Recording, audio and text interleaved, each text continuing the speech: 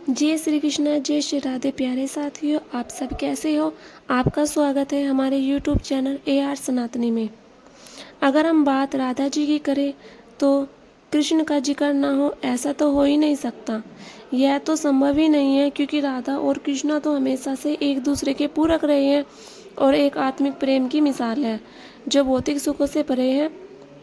ये तो राधा कृष्णा का प्रेम अनादिकाल से चला आ रहा है, पर द्वापर युग में जब भगवान नारायण ने कृष्ण रूपी अवतार लिया तो संसार को प्रेम का सही अर्थ समझाने के लिए श्री कृष्ण की ही अंश राधा ने यमुना के निकट रावल ग्राम में विश्वान और कीर्ति के यहाँ राधा रूप में जन्म लिया और जन्म के साथ ही श्री राधा और श्री कृष्ण की प्रेम लीला शुरू हो जाती है। मगर दोस्तों, ऐसी क्या घटना और स्थिति बन जाती है कि राधा को श्री कृष्ण के विरह का सामना करना पड़ता है, और क्यों श्री कृष्ण अपनी प्रिय बांसुरी को तोड़ देते हैं? सब सवालों के जवाब हम इस वीडियो में जानेंगे। दोस्तों, कहा जाता है कि राधा जन्म से अंधी थी और स्वर्ग लोक से ही यह वचन लेकर पृथ्वी आई थी कि जब श्री कृष्ण की प्रथम दृष्टि उन पर पड़ेगी तभी वो संपूर्ण जगत को देखेगी, अन्यथा नहीं। देखा आपने कैसे शुरुआत से ही दोनों एक दूसरे से जुड़े रहे हैं। बचपन से ही श्री कृष्ण अपनी बांसुरी की धुन से पूरे बरसाना वासियों का मन मोहित करते रहते हैं और राधा और कृष्णा तो 8 साल की उम्र से ही अपने प्रेम का आनंद लेने लगे थे। श्री कृष्णा को अपने जीवन में राधा और बांसुरी दोनों ही प्रिय थे। जब भी श्री कृष्ण बांसुरी बजाते, राधा उनके पास दौड़ी दौड़ी आती और घंटों उनकी बांसुरी की धुन सुनती रहती थी।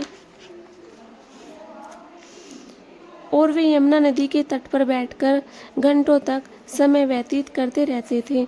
उनका यह सुखद समय कुछ ही वर्षों तक का था, क्योंकि जल्द ही श्री कृष्णा को मथुरा छोड़कर जाना था। क्योंकि जैसे ही श्री कृष्ण के मामा कंस को उनके वृंदावन में होने का पता चला तो उसने तुरंत ही श्री कृष्ण को युद्ध का निमंत्रण दे दिया। इसके लिए कृष्णा को अपनी यशोदा माँ और पूरे गांव को तथा अपनी राधा को भी छोड़कर जाना था। कृष्णा और राधा दोनों को पहले से पता था कि द्वारकी श्री कृष्ण वापस वृंदावन कभी नहीं आएंगे और बहुत समय तक एक दूसरे से मिल भी नहीं पाएंगे। इसलिए मथुरा जाने से पहले राधा ने श्री कृष्ण से 2 वचन लिए। पहला वचन था कि राधा के हृदय में हमेशा कान्हा का वास रहेगा, और दूसरे वचन के अनुसार मृत्यु से पहले उन्हें कान्हा के दर्शन होंगे। परंतु इन वचनों को देने के बाद श्री कृष्ण को पता था कि राधा उनके विरह में बहुत विलाप करेगी, तो राधा हमेशा खुश रहे।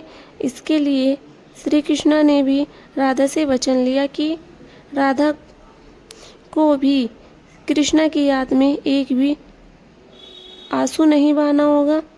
ये वचन लेने के बाद कृष्ण मथुरा की ओर बढ़ जाते हैं और राधा वृंदावन में ही रह जाती है। इसके बाद श्री कृष्ण ने मथुरा जाकर कंस का वध किया और अपने माता पिता देवकी और वासुदेव जी को मुक्त कराया, और फिर उन्होंने मथुरा से आगे बढ़कर प्रजा की रक्षा के लिए द्वारका नगरी की स्थापना की, जिसके बाद से ही उन्हें द्वारकाधीश कहा जाने लगा। कृष्णा द्वारका में रुक्मणी और सत्यभामा से विवाह करते हैं। साथ ही इनके अलावा श्री कृष्ण की 16,108 रानियां थी, जिनमें से रुक्मणी कान्हा की सबसे प्रिय पत्नी थी। रुक्मणी ने सिर्फ कान्हा की छवि को देखकर ही उन्हें अपने मन में बसा लिया था, और श्री कृष्ण से विवाह के लिए वह अपने भाई रुक्मी के विरुद्ध भी चली गई थी। प्रेम पत्र के माध्यम से श्री कृष्णा को बुलाकर उनके साथ द्वारका नगरी आ गई थी, और फिर द्वारका नगरी आकर उनके साथ अपना जीवन व्यतीत करने लगी, और श्री कृष्ण भी अपने दैविक कार्यों में व्यस्त हो गए थे। दोस्तों, आजकल तो हम अपने भौतिक विवाह को ही सच्चे प्रेम का प्रतीक मानते हैं, लेकिन राधा और श्री कृष्ण तो एक ऐसी प्रेम की मिसाल है, जिन्होंने तो कभी विवाह ही नहीं किया था, केवल अपने मन और हृदय से एक दूसरे को प्रेम किया था और उसी सच्चे प्रेम से एक दूसरे से हमेशा बंधे रहे। दोस्तों, राधा और कृष्णा के प्रेम की बहुत सी अलग अलग कथाएं हैं। उनमें से एक प्रचलित कहानी यह है कि श्री कृष्णा कभी कभी सोते ही राधे राधे बोल पड़ते थे, तो कृष्णा की रानियों को यह अच्छा नहीं लगता था। तो एक बार रुक्मणी ने श्री कृष्णा से कहा कि हे प्रभु, प्रेम तो हम सब भी आपसे करते हैं, परंतु ऐसा राधा जी में क्या है जो आप सोते हुए भी उन्हें पुकारते हैं? तो कान्हा बोले, तुम एक बार राधा से मिलाओ तो तुम्हें खुद ही पता चल जाएगा, और उनके लिए कुछ लेते हुए भी जाना। जिसके बाद रुक्मणी राधा जी से मिलने के लिए चली जाती है और साथ ही उनके लिए बहुत गर्म दूध ले जाती है और राधा के महल के द्वार पर पहुंचती है, जहाँ पर वह तेज और ओजवान स्त्री को खड़ा देखती है तो उनसे पूछती है कि क्या आप ही राधा है? तो वह कहती है कि नहीं, मैं राधा नहीं हूँ, मैं उनकी सेविका हूँ। राधा रानी तो 7 द्वार के अंदर मिलेगी। दोस्तों, जब वह राधा रानी जी के कक्ष में पहुंचती है तो उन्हें पता चलता है कि राधा तो कई रातों से कृष्णा नाम जपते हुए जागती रही है और अभी ही उन्हें निद्रा आई है।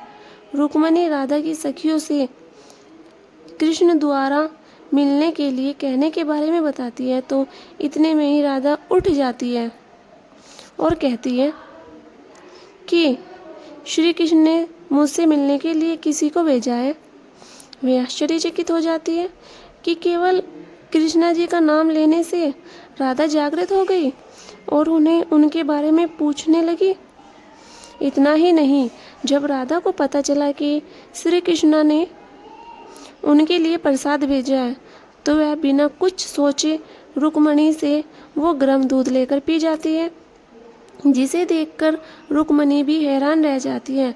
फिर वो राधा जी से बातें कर वापस आ जाती है। ये सब हो जाने के बाद जब रात्रि के समय रुक्मणी कृष्णा के पैर दबाती है तो देखती है कि उनके पैरों में छाले पड़े हुए हैं, जिसे देखकर वो हैरान रह जाती है और पूछती है, हे प्रभु, आप कहाँ गए थे जो आपके पैरों में छाले पड़ गए हैं? तो श्री कृष्ण जी बोले, आपने गलती से राधा को गर्म दूध पिला दिया था, तो राधा एक ही बार में पी गई थी, जिससे उनके हृदय में छाले पड़ गए हैं और उनके हृदय में हमेशा मेरे चरण विराजमान रहते हैं, जिससे मेरे पैरों में भी छाले पड़ गए हैं। तब रुक्मणी को श्री कृष्ण और राधा जी की प्रेम प्रकाष्ठा का पता चलता है कि राधा और श्री कृष्ण एक दूसरे से कितना प्रेम करते हैं और कि प्रेम शरीर से नहीं आत्मा से होता है, जो हमेशा राधा के हृदय में श्री कृष्ण के चरण कमल के रूप में विराजमान रहता है। एक कथा में आता है कि ब्रह्मा जी ने पृथ्वी लोक आकर पहले वृंदावन में और राधा और श्री कृष्ण जी का विवाह कराया था, पर इसके बारे में ज़्यादा जानकारी नहीं है। राधा भी वृंदावन में जाकर श्री कृष्ण की भक्ति में जीवन व्यतीत करने लगती हैं और कहा जाता है कि यादव पुत्र अभिमन्यु या आर्यन से उनका विवाह भी हो जाता है, पर अभिमन्यु को महर्षि दधीची जी का श्राप था कि अगर वो राधा को छुएगा तो भस्म हो जाएगा। इस प्रकार राधा विवाह के पश्चात भी श्री कृष्ण से प्रेम पूर्वक जुड़ी रहती है। बहुत वर्षों के बाद जब राधा अपना वैवाहिक जीवन बहुत अच्छे से निभा लेती है तो वह समस्त जिम्मेदारियों से मुक्त हो जाती है। तो फिर वह श्री कृष्ण के पास द्वारका आती है। द्वारका पहुंचने के पश्चात राधा और श्री कृष्ण आपस में मौन रहते हैं। मौन होते हुए भी मन की अभिव्यक्तियों से घंटों एक दूसरे से बातें करते हैं। श्री कृष्ण के अलावा द्वारका में राधा को कोई पहचान ही नहीं पाया कि राधा श्री कृष्ण के महल में निवास करने लगी और श्री कृष्णा ने भी उन्हें महल में देविका के रूप में नियुक्त किया, जिससे राधा महल में काम करने के साथ साथ समय मिलने पर श्री कृष्ण की भक्ति और उनसे प्रेम पूर्वक बातें कर सकती थी। परंतु श्री कृष्ण तो अब अपने राजपाट और अन्य कार्यों में व्यस्त रहते थे। दूसरी ओर राधा अपने पुराने कृष्णा को ही याद करती थी, और तो कृष्णा का पुराने दिनों जैसा साथ न पाकर राधा का मन और अधिक व्याकुल रहने लगा और उन्हें डर सताने लगा कि कृष्णा की जो मनोहर छवि उनके हृदय में है वो कहीं धूमिल न हो जाए। इसी डर से राधा ने चुपचाप तरीके से राजभवन यानी कि द्वारका नगरी छोड़ दी। जिसके बाद ऐसे ही कुछ समय और बिताने के बाद जब राधा का अंतिम समय पास आने लगा तो उन्होंने श्री कृष्ण का स्मरण कर उन्हें अपने वचन की याद दिलाई। राधा की स्मरण करती ही कृष्णा वहां दौड़े दौड़े चले आए, परंतु राधा की अत्यंत दयनीय स्थिति देखकर वे अत्यंत भावुक हो गए और उन्होंने राधा से अंतिम समय में कुछ मांगने को कहा, जिस पर राधा ने उनके सामने एक ही इच्छा प्रकट की थी कि वो अपने जीवन के अंतिम क्षणों में श्री कृष्णा का वही रूप देखना चाहती है जैसा कि वो वृंदावन में देखा करती थी, कि वो फिर वही बांसुरी की मीठी धुन सुनना चाहती है। दोस्तों, राधा का बस इतना कहना था कि कृष्णा ने अपनी बांसुरी उठाई और वही मीठी धुन बजाने लगे, और बांसुरी बजाते हुए कृष्णा और उनकी धुन सुनती हुई राधा दोनों की ही आंखों से प्रेम के आंसुओं की धारा बह रही थी। इतना ही नहीं, बांसुरी की मीठी धुन सुनते सुनते ही राधा ने उनके सामने अपने प्राण त्याग दिए, जिसके बाद उनकी मृत्यु से श्री कृष्ण इतने विचलित हो गए थे कि उन्होंने अपनी प्रिय बांसुरी भी वहीं तोड़कर फेंक दी थी। तो ऐसे ही राधा की मृत्यु के साथ साथ ही कृष्णा ने बांसुरी से हमेशा के लिए मुख मोड़ लिया, क्योंकि बांसुरी और राधा में एक अद्भुत रिश्ता था कि फिर राधा की मृत्यु के पश्चात कृष्णा ने अपने शेष जीवन में बांसुरी तो क्या किसी अन्य वाद्य यंत्र को हाथ भी नहीं लगाया। दोस्तों, राधा और श्री कृष्णा की प्रेम कहानी के लिए कहा भी जाता है कि एक प्राण दो देही राधा संग स्नेही, कि एक प्राण दो देही राधा संग स्नेही, जिनके शरीर बस अलग थे लेकिन आत्मा एक ही थी। दोस्तों, कैसा लगा आपको हमारा आज का ये वीडियो?